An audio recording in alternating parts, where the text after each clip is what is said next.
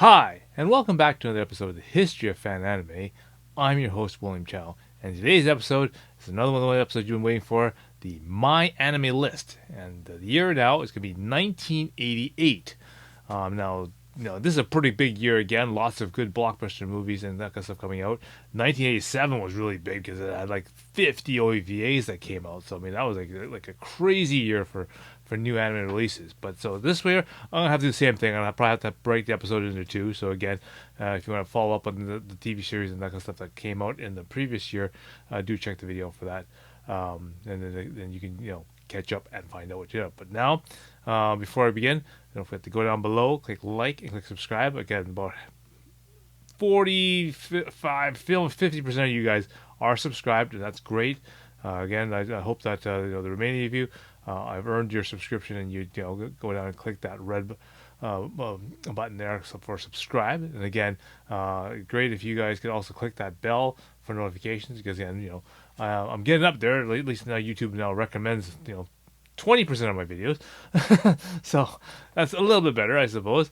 But yeah, again, the only way that you find out about the videos and that kind of stuff is again clicking that notification bell. All right.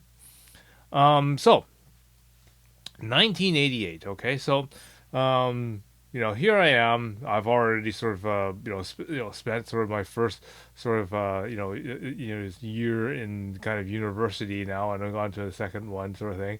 I'm going around sort of, this is where I first sort of got my part-time job working at Radio Shack, okay? Because, I wanted to make some money on the side while I'm going to, university.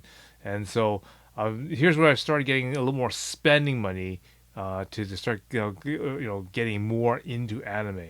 So at this time I was writing lots of letters out to different people and just, kind of get more contacts. I remember, getting into the, the CFO, Victoria, okay, and that's where got made contact with Nicholas Condor and that kind of stuff, and that's basically where I started getting into more and more different people. I literally wrote letters to just about everybody I could could write a letter to, just basically an introduction letter introducing myself. Yeah, hey, I'm interested in Japanese animation, and here's sort of some of the videos I have and some of that. Would you be interested in trading anything? Would you like to trade some, trade lists and that kind of stuff? And then I started spending a lot of money on doing that. I also found out where the Japanese bookstore was downtown with the help of my, Daisuke. And so then I started getting lots of Japanese animation books, Animedia's new types. I said some of the newest, or at this time, magazines I got was from 1987, like the tail end of 97 and 1988. Okay, so this is where I really was at the height of my interest and that kind of stuff. I'm opening these Animedia and new type magazines, and these are the titles that I'm seeing, right? So I'm going to basically go over them. This is the first half of the episode, so again, this is like going to be the winter season and the spring season of episodes. All right. So, without further delay, let's begin. Okay, so we start with TV series right away, and right on the very beginning is the Sakigate Otojuko, and this is one of those crazy little shows that I remember getting on those tapes from Ace's friend Yoshi. I thought it was really kind of strange because it's like this is in the era of just right after all the Fist of the North Stars and that kind of stuff, and so here you got another show that's like modern day Fist of the North Star, and so so it's basically it's these shall I say delinquents from schools and that kind of stuff going to this school that's supposed to use old-fashioned techniques of training and that kind of stuff to make them into model citizens, and it's got a really, really wacky teacher. So it's a pretty fun series. One of the things I really liked about the show is the opening theme song. I mean, I think it was really, really catchy. And again, this is when I first was getting into Japanese music and that kind of stuff, and really nice guitar riff in that So it's a really upbeat sort of song. So I really like that. So that's one of the things that really drew me into this particular series. But yeah, something definitely worth to check out. Other than that, the other two are not that significant. So I'll just move on. And then on the next line we have Lemon Angel, which is again, it's part of the Cream Lemon series. So again, these are like shorts with basically having to do with magical girls and a little bit of smut just to add in there for taste, and that's basically what it was. Again, I think it was just sort of added on as part of the mix of the Cream Lemon type series, because there's lots and lots of different genres and lots of different artists that make stuff for the Cream Lemon set, and it's just another one of these sort of I guess the magical girl version, I guess, of that that they have added to that set. The other two here is Ramaman and Gegege no Taro. Of course, Gegege no Taro is a big long series that has many different incarnations of that series. That's just the next one. Passing mentions on both of them because I see them on the odd thing, but not very many people distribute them, and not very many people actually wanted to trade for them, just because there's just so few of them out there. Okay, so we skip ahead past all the TV shows that are already continuing on. Again, if you want to get more information about these good TV shows, go back to my previous episode from 1987. So now we'll go to the OAVs now. So we begin with the OAVs, and right at the very top here is the Legend of the Galactic Heroes. Inga is Densetsu. Now this OAVA is kind of one of those starter ones that kind of gets you kind of into like the crux of the story. I always find that it's probably better to begin the TV series rather than the shorts, because of as large as Legend of the Galactic Heroes is, there's so many characters and so many different things and backgrounds and different sort of interactions going on. It's you kind of need to go through the TV series to get the full gist of it. But if you want a good sampling of what a space opera is going to be like, definitely check this one out. Yeah, it's one of the it shows the required classics of Japanese animation. Legend of the Galactic Heroes. Let's see. The next one is Dragon's Heaven. Now this is one of the first OAVAs I sort of also watched too. I ended up getting the manga for this one. It's pretty cool because the art or character design for this one is done by Hirano. So the same person who gives you Ixra 1 and Dengayo. All right. So it's pretty cool. One neat thing about this one is that it's really different in the sense that it's because it's a desert planet and that kind of stuff. It's really like dirty and grainy looking, and it's really kind of cool that they made an anime that has that sort of thing to it. And so it's really kind of neat, kind of a neat sort of portrayal of that kind of thing. A one-shot OVA, but just neat to look at. And the last one on this list is Votoms, Armor Trooper Votoms. Now, again, I said it in the previous episodes, even when the Votoms TV series was on. If you don't have the patience, or you don't want to spend that much time watching Votoms or whatever, or if Votoms kind of bores you a little bit, which it does for some people.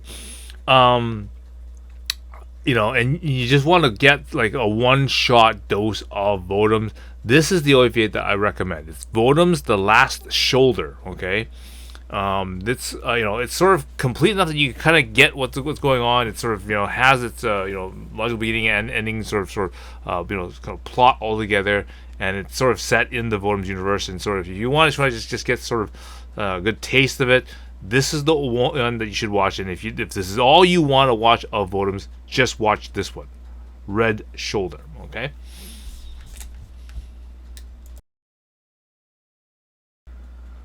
Okay, so continuing on here, we have some.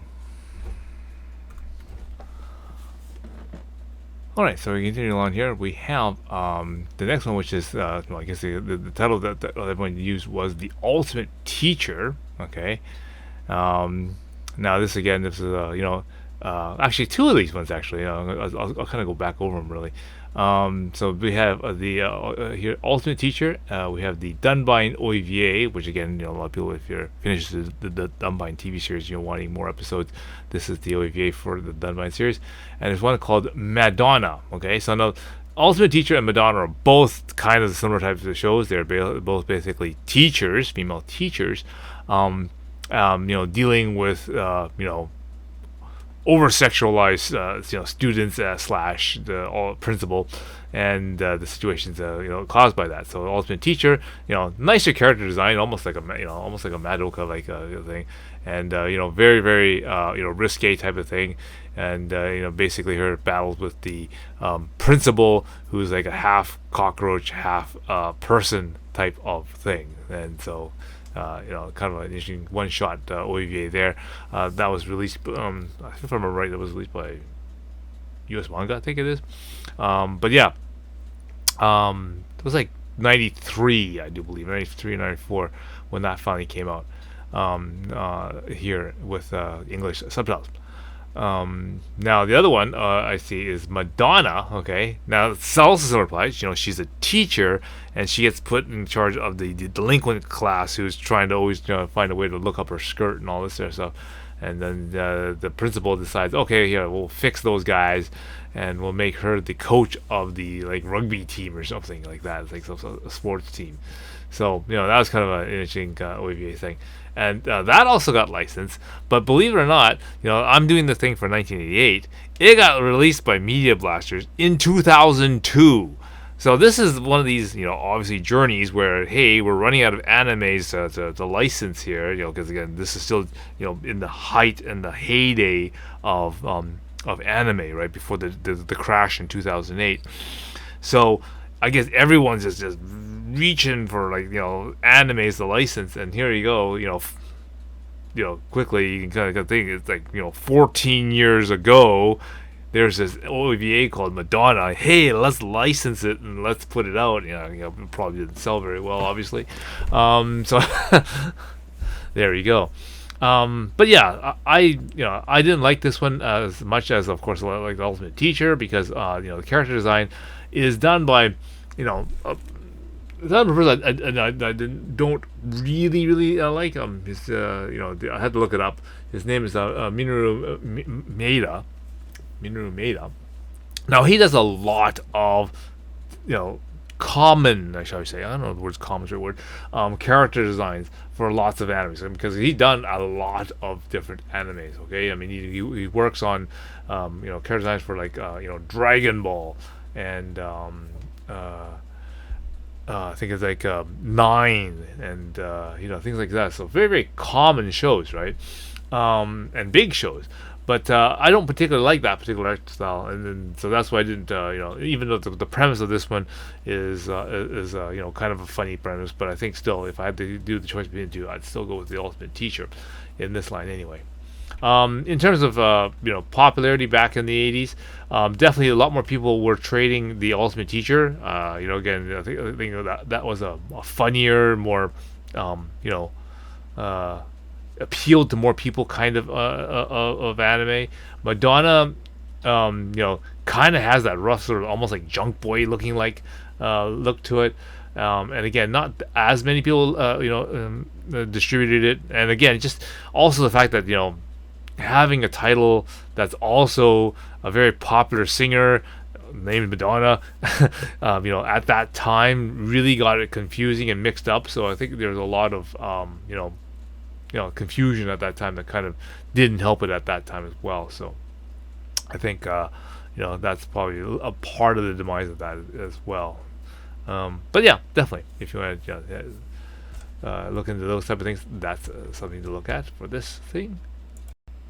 Okay, we'll go ahead here to the next line here, and we have next one is Fashion Lala. Okay, so this one's a kind of a really confusing title because the artwork and design is done by the same person who does Magical Emmy. Okay, and it's a Cinderella story about girl making fashion, that kind of stuff, and so it's the same sort of purpose as the achieving sort of girl type of thing. But the confusion always comes up was the fact that there's another series coming up really soon called Fancy Lala, not Fashion Lala, but Fancy Lala. Character design that one is Akimi Takada, okay, who does of course Orange Road, and the other one of course that makes it really kind of confusing is that Creamy Mommy and Magical Emmy have very similar, looking design. Again, Creamy Mommy is done by Akimi Takada as well. So it's all of this kind of this stuff sort of appears all in the same sort of line. But this OVA, yeah, it's kind of a strange kind of 80s flashback sort of to a Cinderella type story, which is kind of interesting. With the fashion, and I think at this time, I think one of the big shows that sort of came out was a show called Paper Dolls, and I was really infatuated with the fashion and that kind of stuff. That so I remember linking that up with this because I said that was a really good kind of a good memorable series for me. That. All right, the next one is this OVA called Xanadu. Okay, so Xanadu, of course, is sort of based off of the video game of the same name. But of course, the video game didn't do all that exciting, because it said, in the era of the RPG guy, trying to rescue the damsel in this distress thing and smut going on, you pretty well got to be, Dragon Knight or like Rants and those kind of shows at this time to have any success. So Xanadu sort of got pushed away to the to the wayside. Not very many people knew what this was. And again, this also serves as a kind of a mixed up sort of title because Xanadu, at this time was a very very popular movie with Olivia Newton-John, right? So, it sort of doesn't help that there's a lot of confusion in that aspect. So again, it's very a lot of people got that. Again, it was really hard to distribute, just the same way as Madonna probably was at this time. But yeah, unlike Fancy La La, so many people did have that one. Probably about the same number of people had the Magical Emmy kind of stuff. Also had the Fancy La La, Fashion La La as well. And the third one here is Machine Robo Liana. Now again, Liana is one of the most popular characters out of the Machine Robo series, so they decided, well, why not make an OVA just for her, kind of thing, right? And so this is sort of a nice sort of again for after those people who were watching Machine Robo and all those people who didn't like Machine Robo Battle Hackers, which a lot of people didn't. Then here you go. Here's a OVA for Machine Robo, for a series of Machine Robo, featuring the main character, Lena. Okay.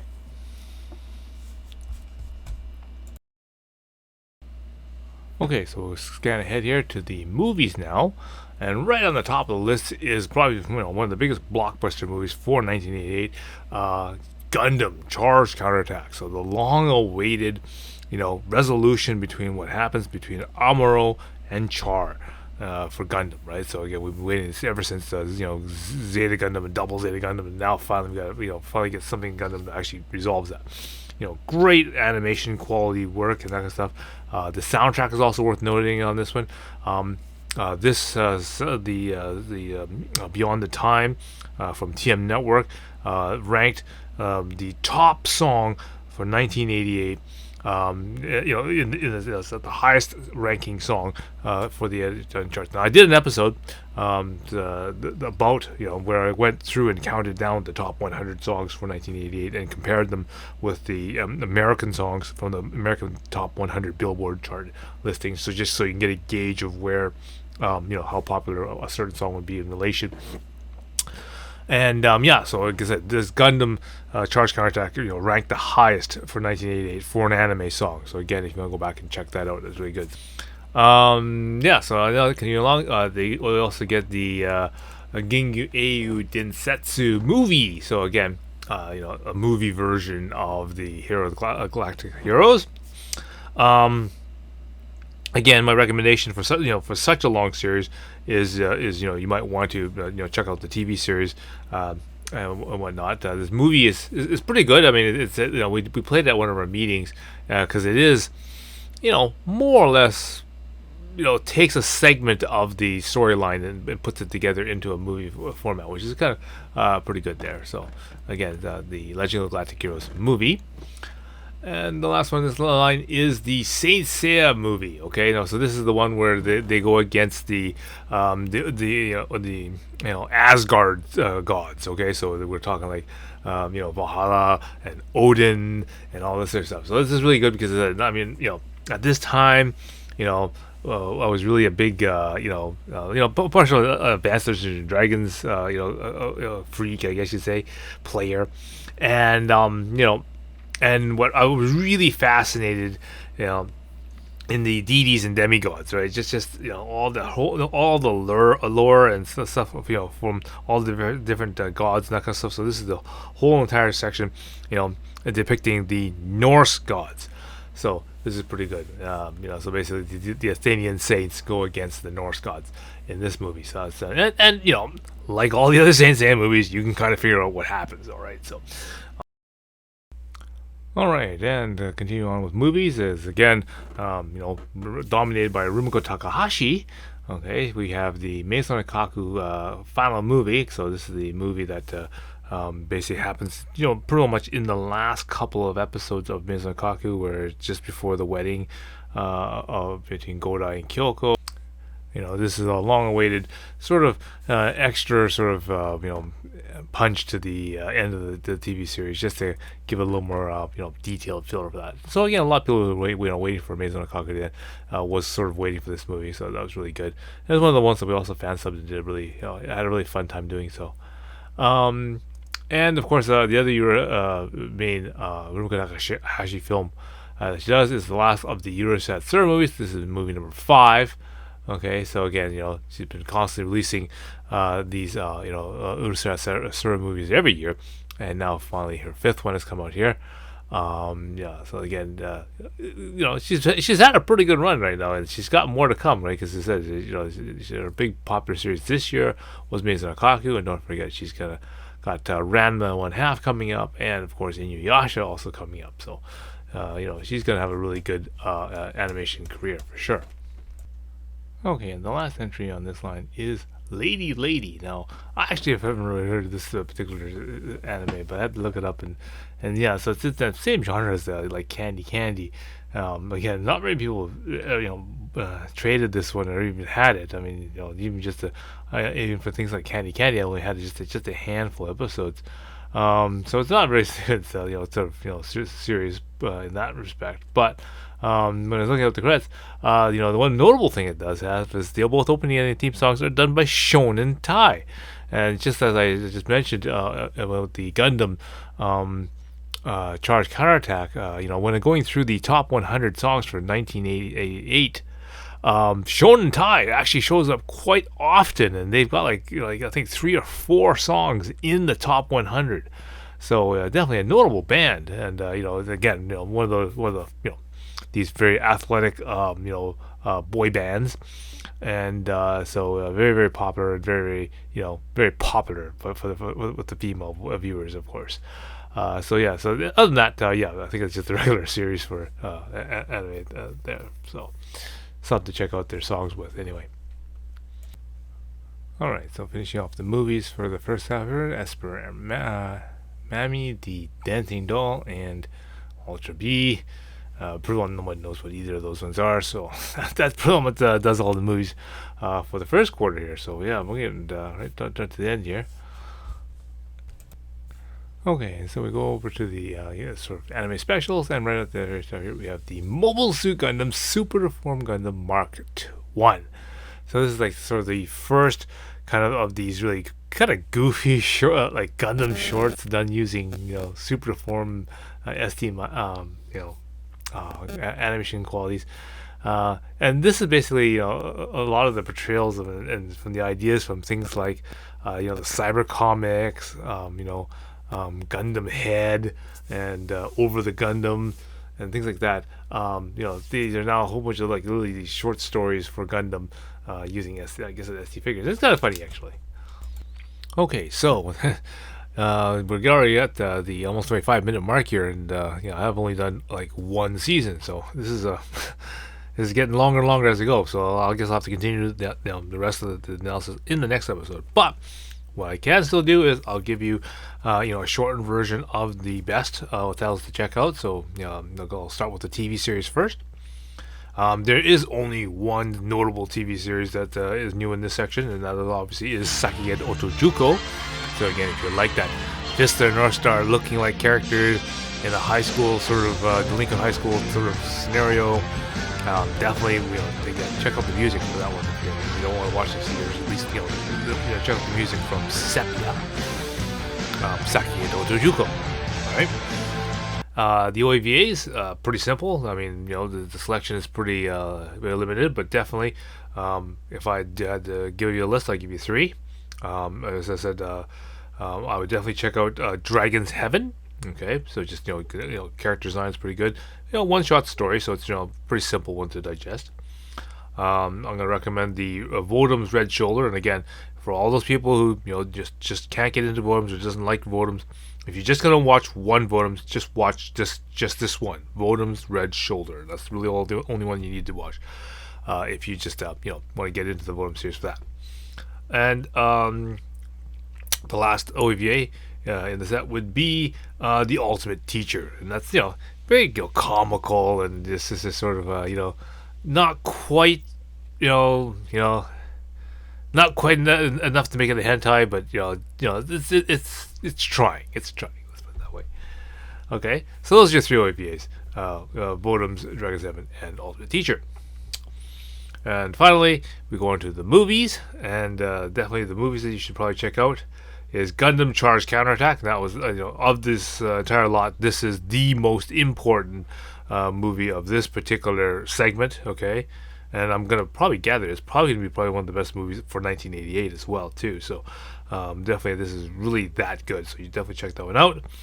The second one I'm going to pick is going to be the Saint Seiya movie. And again, it's just I do like that sort of shonen fighting type show. So that's okay, and pretty predictable show, of course. But, I don't think you're gonna have to guess what's going to happen. But it's it's a nice sort of action sort of movie thing there.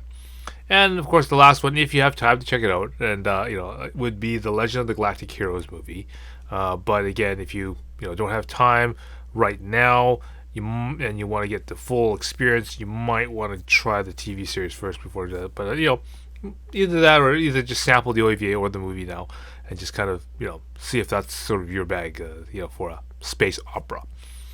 All right, so those are my suggestions for the first quarter of 1988. All right, so I hope you found that quite an interesting episode. And so I also want to make a note that even though I'm talking about all these titles and that kind of stuff, you realize that none of the commercial companies, AnimeGo and all that kind of stuff, they haven't released anything and won't release anything until 1991, 92. Okay, so we're at 1988. So 4 years from now, you'll start seeing these titles coming out, for maybe 5 years from now. Actually, because I'm thinking, one of the titles there didn't come out until '92, right? So, so literally, 5 years from now, we'll actually start seeing these titles with an English subtitle. But again, this is sort of that exciting time where I'm going through these magazines. I know what is coming out as according to the magazines and that kind of stuff. And so I'm able to order some of this stuff. And sure, it might take me several months, because placing an order, and then it has to get shipped over here by ship, not by airmail or anything like that. It's getting sent here by a ship. So it may require several months for me to get it, but I am going to be years ahead of what the commercial companies have. Again, still at this time, we haven't started fan subbing, and we haven't started, with having things with English subtitles or for definitely not English dubbed the anime right now. We are still watching anime straight in Japanese. We're kind of fighting our way and puzzling our way through these episodes. I mean, this is where I'm very thankful for having Daisuke lead me along through different various different shows and whatnot. I mean, again, I think he also pulled me up and was talking about Sakigen Otojuko, for example, and things like that, Maison Kaku and things in shows like that, was all thanks to him.